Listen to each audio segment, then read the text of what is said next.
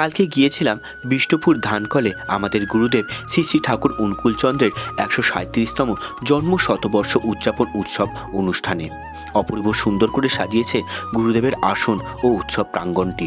প্রতি বছর এই শীতকালে ঠাকুর অনুকূলচন্দ্রের শতবর্ষ পালিত হয় বিভিন্ন জায়গায়। তারপর সেখান থেকে চলে আসলাম বেলেঘাটা কেন্দ্রের আয়োজিত শ্রী শ্রী ঠাকুরের আরও একটি উৎসবে।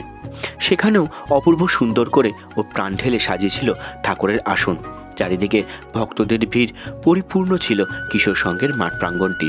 শীতকালে দুপুরের দারুণ লাগছিল সময়টা। আমরা যখন গিয়ে পৌঁছালাম তখন মাতৃ সম্মেলন চলছিল, তার ঠিক পরে ছিল আমাদের বিশেষ সঙ্গীতানুষ্ঠান। দেখুন কেমন লাগছে আমাদের অনুষ্ঠানটি। আপনাদের সবাইকে স্বাগত।